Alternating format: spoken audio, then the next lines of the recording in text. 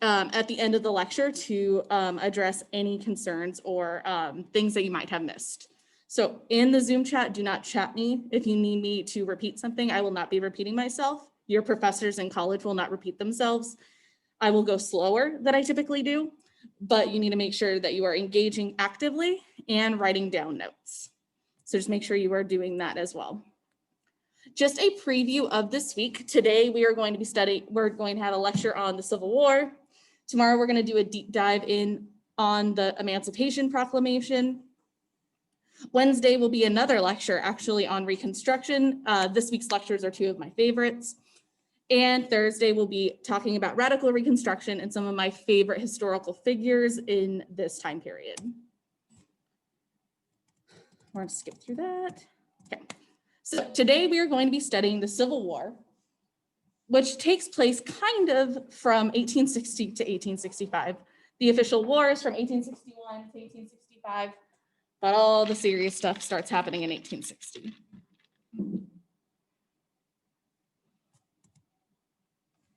Which is where we are going to start. So, for the election of 1860, as you can see on this map, Lincoln won the election without a single Southern vote.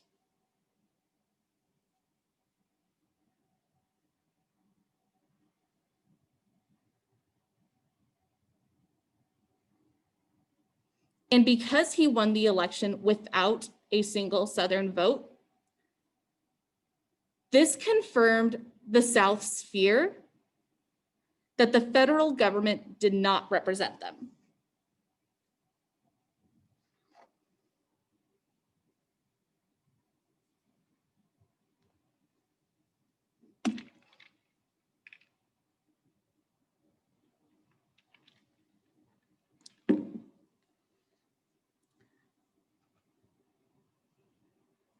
Lincoln, throughout his political career, had been a vocal abolitionist.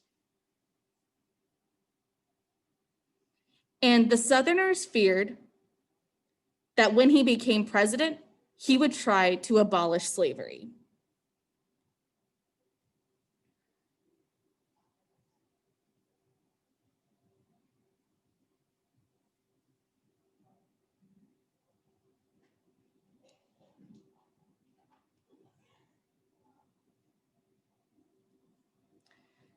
Before Lincoln took office in December of 1860, South Carolina seceded from the United States.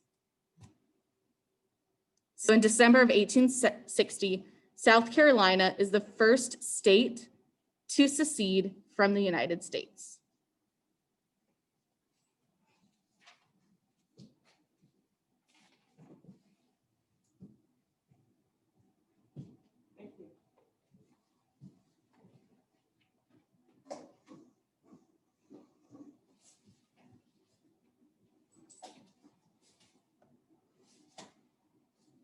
By March of 1861, 6 more states had seceded from the Union.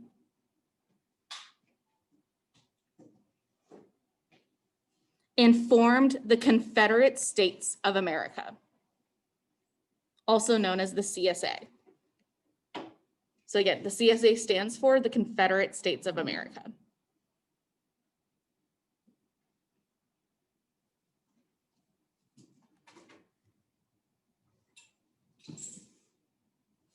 In total, 11 states would form the CSA.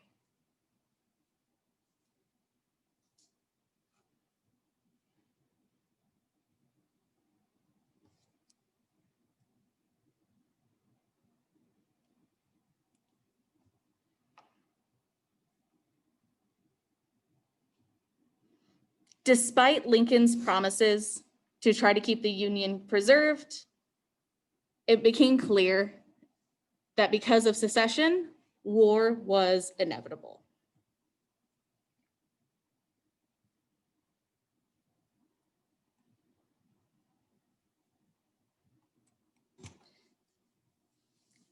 Now we're going to zoom in and look to see, how does the North prepare for war?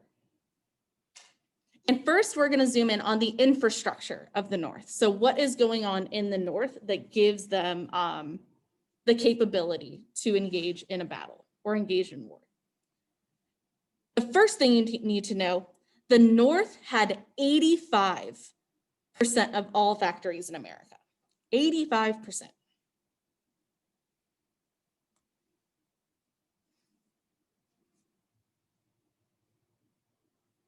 And what this means is the North has better opportunities to create the weapons and supplies needed for war.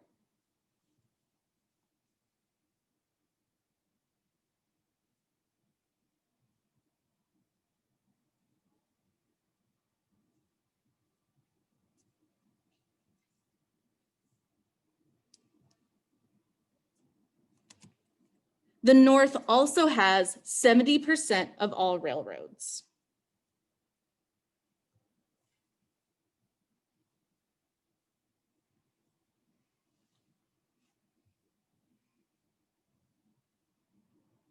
Which means that it's easier for them to transport all of the things that they need to be successful in a war.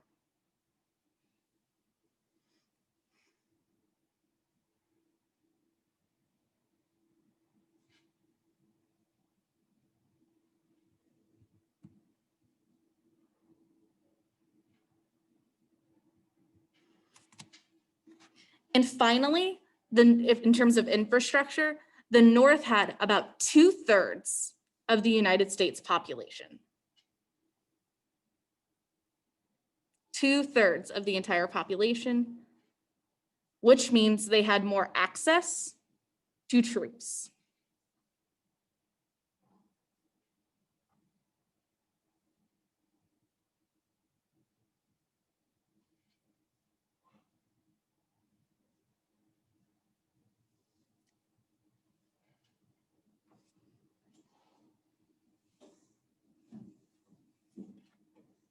And finally, in terms of infrastructure, Lincoln and the Union had a standing Army and Navy. They had a standing Army and Navy. And all a standing army means, the army exists. They have access to a pre-existing army.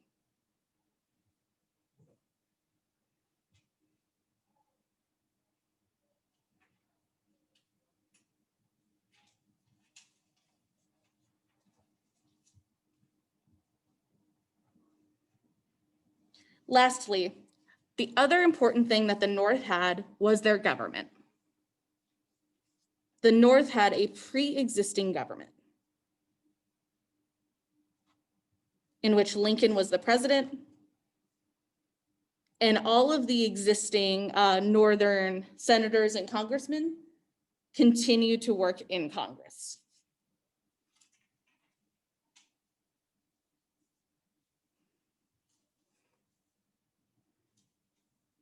They also had pre-existing foreign relationships.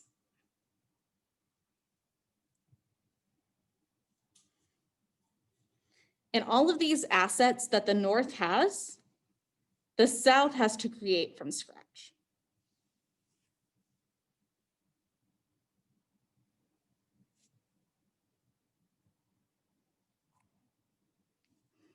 But we are going to look to see how the South prepares for war and what they have available.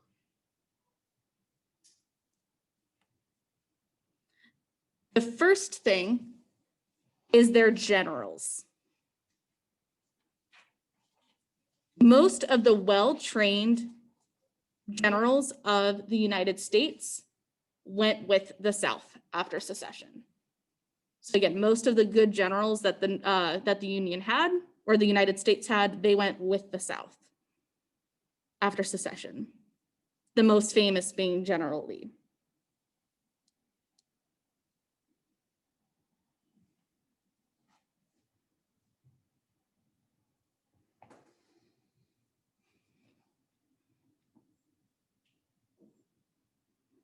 Because of their experience This led to a series of early victories.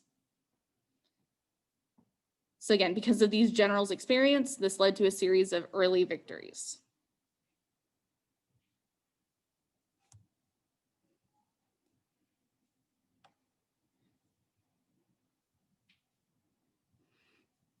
The South also fought a defensive war, defensive.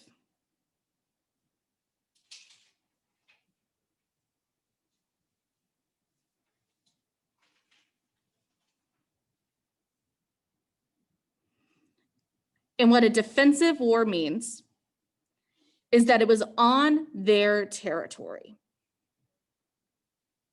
So nearly all of the battles of the Civil War were fought within the South, which meant that the Southerners knew their territory better.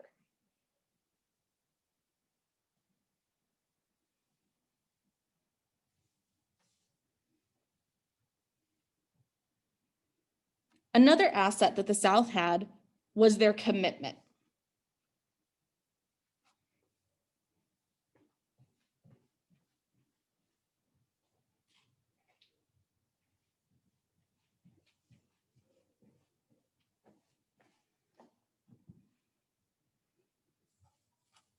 Many Southerners were very committed to the war and were eager to fight to preserve their way of life, which meant fighting to defend slavery.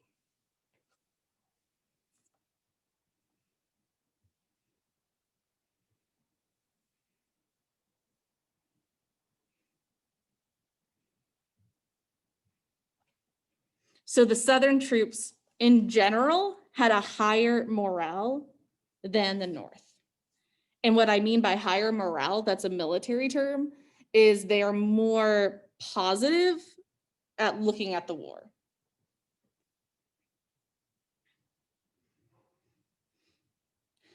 However, one major disadvantage that the South had was their government.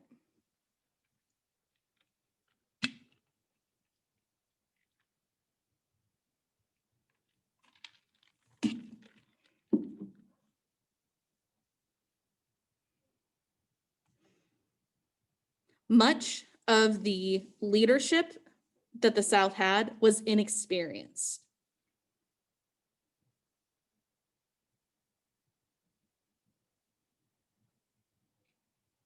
And they had to create their entire government from scratch.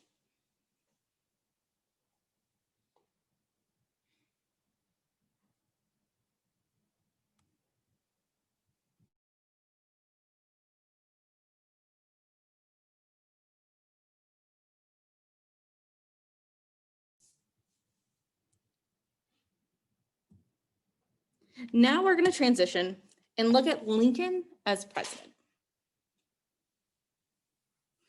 One of the major aspects of Lincoln's presidency is that he grows executive power. He expands executive power. And he does this in several ways. The first thing he does is with habeas corpus.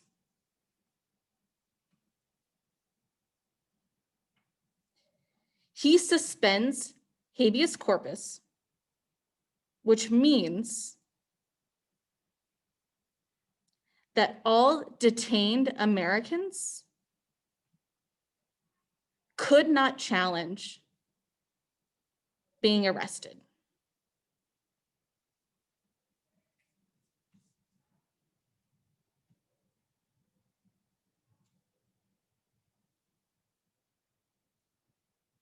So again, they could not challenge being arrested.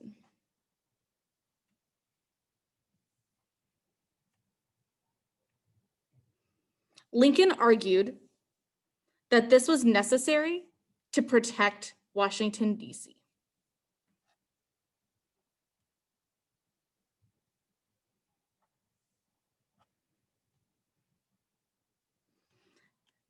But many Northern Democrats used this to accuse him of being a tyrant.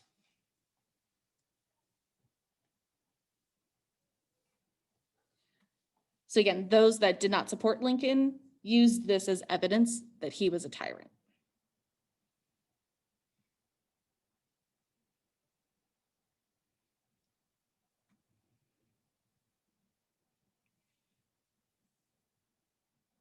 The most famous piece of legislation that Lincoln passed, however, is the Emancipation Proclamation.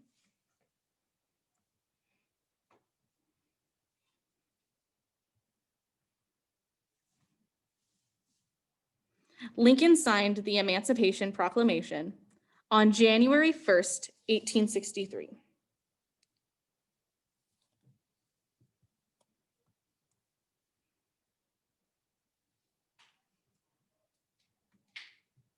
So again, January 1st, 1863. And what the Emancipation Proclamation does, listen carefully, all slaves in states in rebellion would be freed. So all slaves in the Confederate States of America were freed.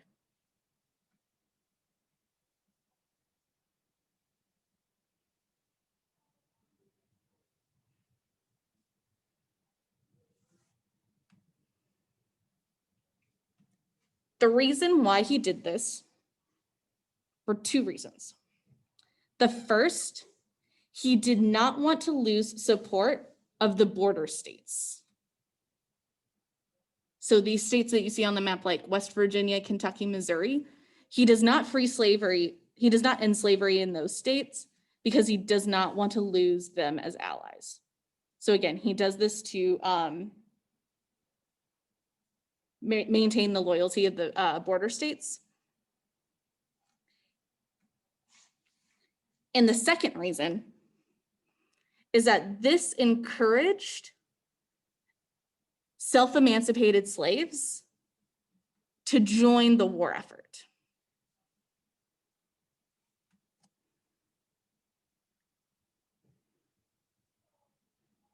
And it established the USCT, the United States Colored Troops. So again, Emancipation Proclamation also creates the USCT, the United States Colored Troops,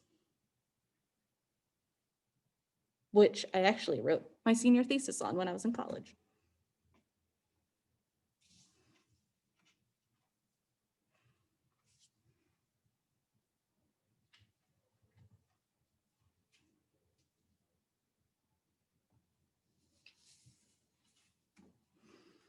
And while this did have positive effects, like increased support from abolitionism, all of these different things, it also led to the race riots in many northern cities.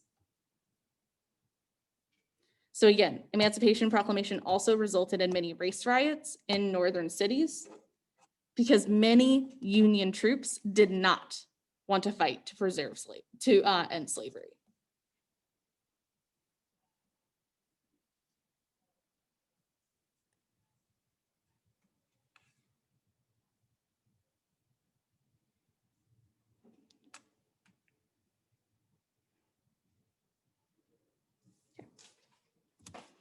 We're now going to look at wartime legislation.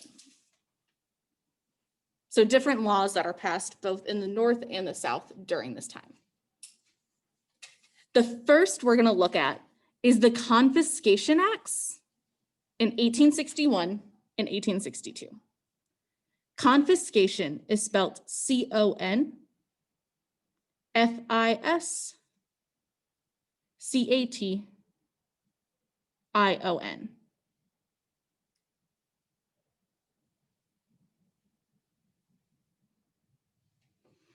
The Confiscation Acts of 1861 and 1862 gave the Union Army power to capture and keep enslaved people of the Confederacy. So again, it gave the Union Army the ability to capture and keep enslaved people of the Confederacy.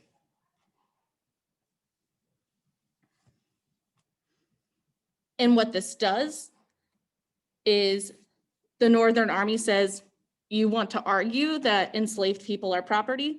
Fine, then we can confiscate them the same way we would confiscate wheat or land. And so what this creates is at the Union Army camps, many self-emancipated people would go to these Union Army camps as a place of refuge because they knew that they would be taken in. So it flips the Southern way of thinking on its head. Another piece of legislation that Lincoln passed is the Draft Act of 1863.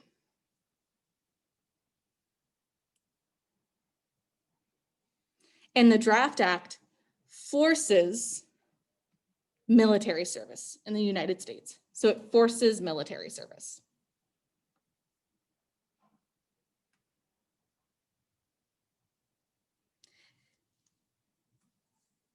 Which resulted in a draft riot in New York City, which you can see a picture of on the screen.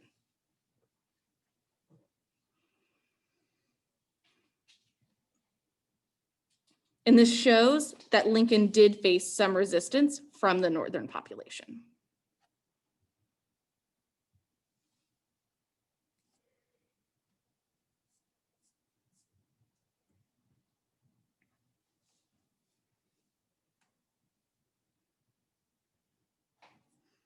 The Confederate government passed a similar law called the 20 Slave Law, the 20 Slave Law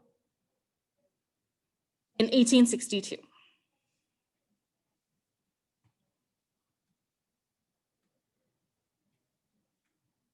Which forced military service for all Southerners who owned less than 20 slaves.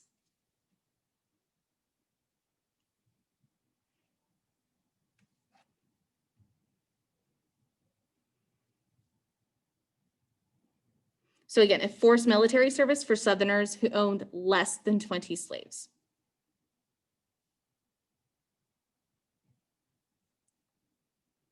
Which caused a lot of frustration in poorer Southern communities. And it led them to believe they were fighting a rich man's war.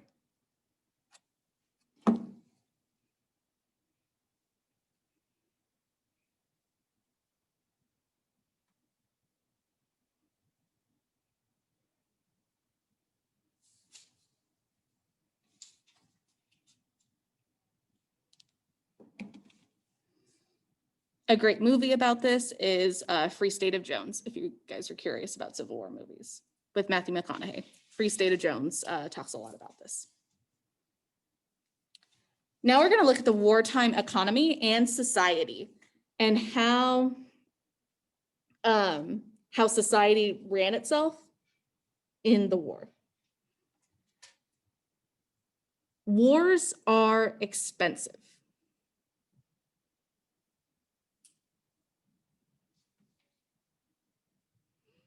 And because wars are expensive, Lincoln had to pass several bonds and tariffs.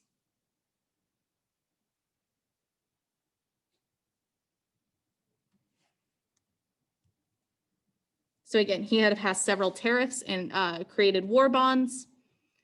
And for the first time since Andrew Jackson, Lincoln created a national bank in 1863.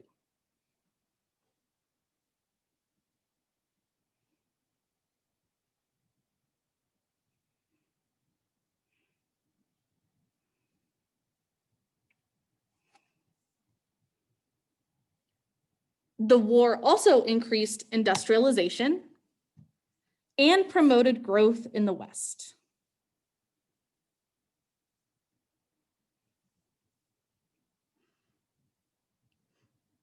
One of the laws that promoted growth in the West was the Homestead Act of 1862.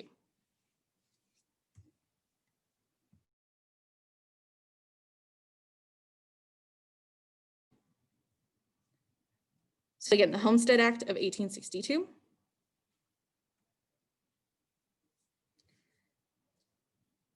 which increased access to Western lands for United States citizens.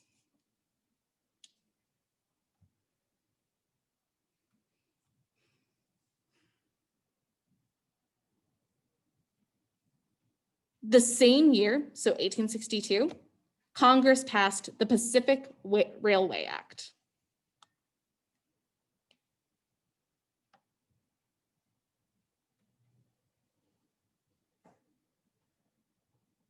Which authorized the building of a transcontinental railroad, which you can see on the screen. Transcontinental means that the railroad literally reaches from east to west.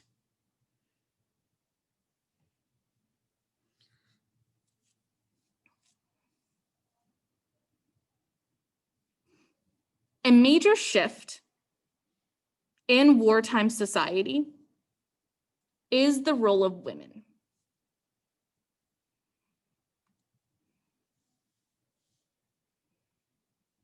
So again, we see women's roles change a lot during this time period.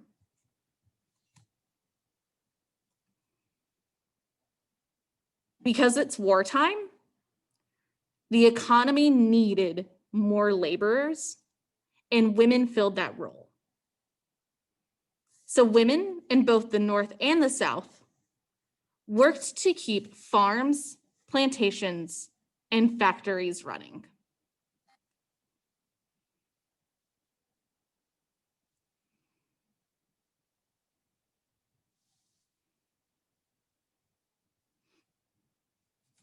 And for the first time, the nursing profession was opened to women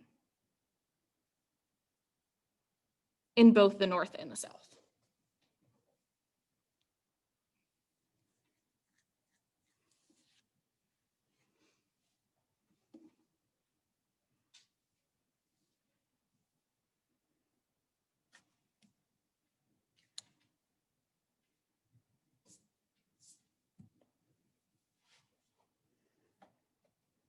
Now we're going to look briefly at Southern diplomacy.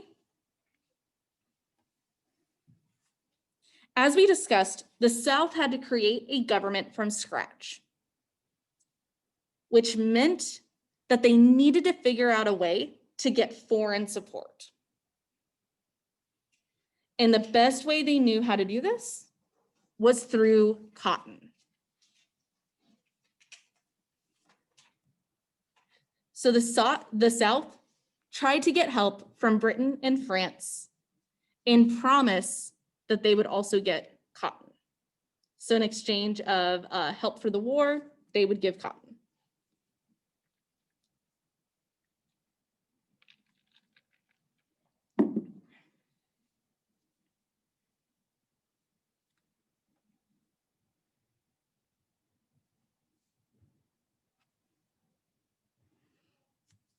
However, in regards to Britain, Lincoln is one step ahead.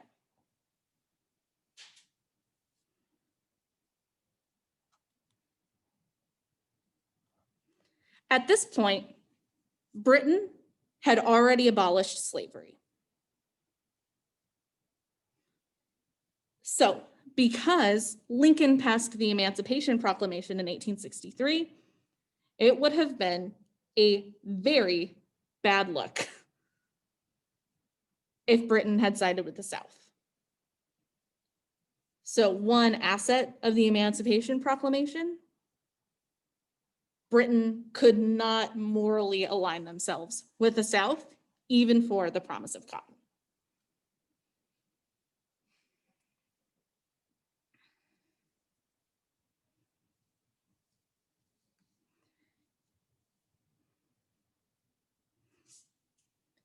So even though the South had a lot of wealth because of cotton, they did not have an infrastructure to support a military.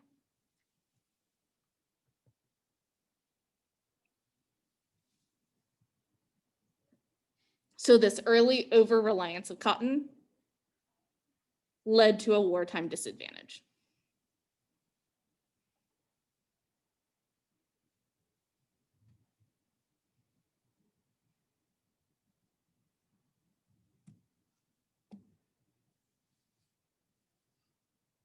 Now for the last two slides, we're going to zoom in on how did the North win? As I said earlier, the South had a lot of early victories. And for the first half of the war, it did not look like the North was going to win. There were some major differences between their leaders. In the South, they had General Robert E. Lee.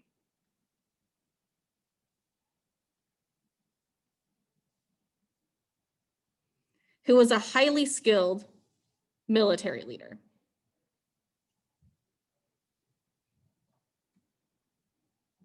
And was able to gather several early wins for the South.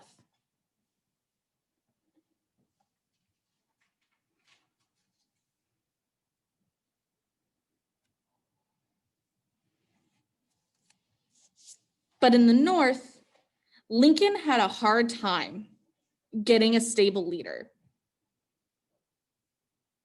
until he found Ulysses S. Grant and made him the general of the Union forces in 1864.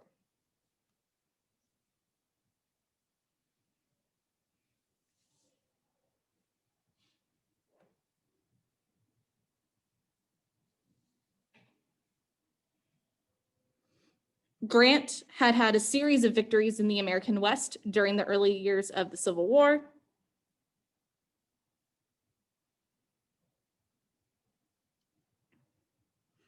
And because of Grant's leadership, he's one of my, I don't like military history and I love Grant. So if that says anything. Grant, through his leadership, is able to get the deciding victory for the North in Gettysburg.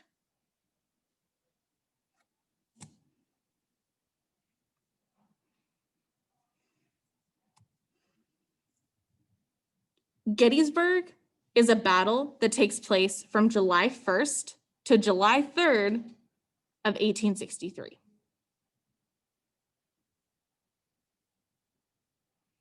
This 3-day battle left over 50,000 Americans dead. 50,000 in 3 days.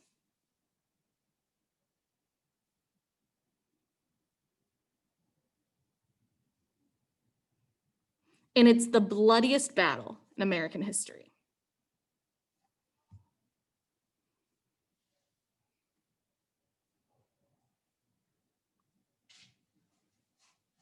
The Confederates were forced to retreat and they never recovered.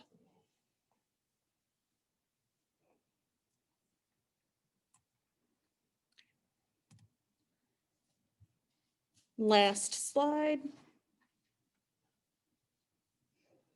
Another influential general at the end of the war is General William Sherman. William Tecumseh Sherman. Sherman was in charge of the battles in the South, where he waged what we call total war.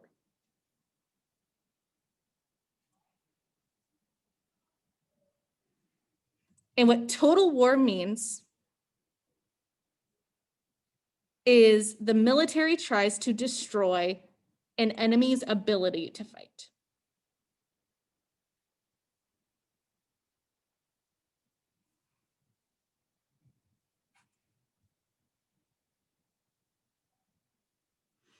Which means that you target agriculture and industry in addition to the military.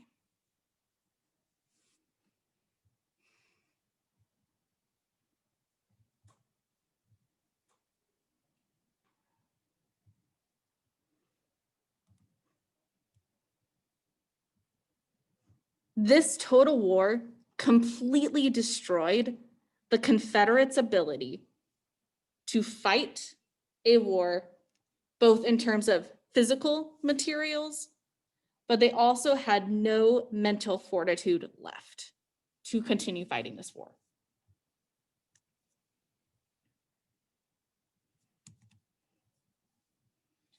The Civil War officially ends on April 9th of 1865.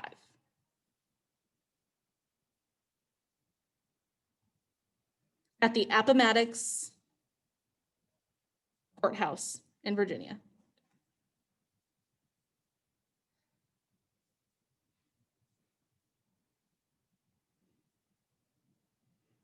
On the slide in the bottom left-hand corner, you'll see the house where the treaty was signed. And in the top right corner, you can see the image that is most famous of this surrender. I've stood in that room several times, and I've seen those chairs at the Smithsonian. See, I'm a dork.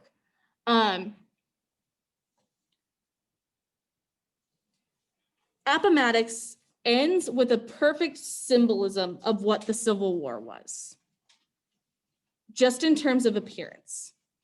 Robert E. Lee came in his best uniform, the most clean, and he had all of the dignified airs that you need to surrender in a war. Ulysses Grant, covered in mud, and just did not care. He just wanted to sign the treaty and have it be over with. And in this moment, General Grant follows through with Lincoln's wishes to send Lee and the rest of his army home. Those were Lincoln's last wishes. Send them home. But now, as we know, the war is over, and Lincoln and the entire United States now has to face this difficulty of reconstructing the country, which we will pick up with on Wednesday for our lecture on Reconstruction, where we'll also talk about how Lincoln died, because I'm sure that's what you guys are wondering about. So we're gonna go ahead and stop there. Go ahead and transition to your exit ticket.